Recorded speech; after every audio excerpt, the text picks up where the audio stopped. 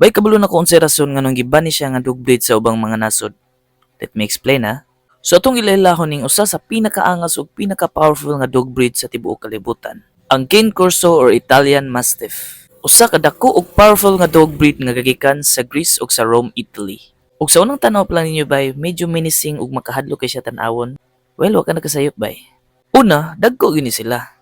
Basta gali mga pamilya sa mga Mastiff breed, di gyud ka makakita gagmay ani nila. Standing from shoulders to foot, 25 to 27 inches ang iyang katason. And weighing about 99 to 100 pounds.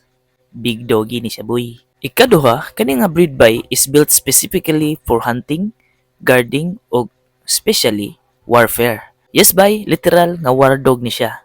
Gibreed ni siya para mulaban sa mga digmaan kauban sa mga Romans o Greek kung wa pa ka nasayod. Og ikatulo, high pain tolerant ni siya bay.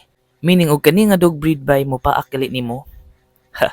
Good luck na lang. Kay bisag unsay mong ibunal ani, dili ra niya ang baton. Mo atake ra gyapon na siya nimo. So good luck. But aside siyang power ug ferocity as a dog breed, palanggaon ug loyal po ni siya kaayo sa iyang amo. Og na-raise lang ni siya og na-train og sakto sa iyang amo. So takeaway na to karon ha. Kung mubuhi kay kagingani nga klase nga breed, hinumdumi kanunay kaya ni siyang mudilit og mga sundalo sa mga digmaan in the past.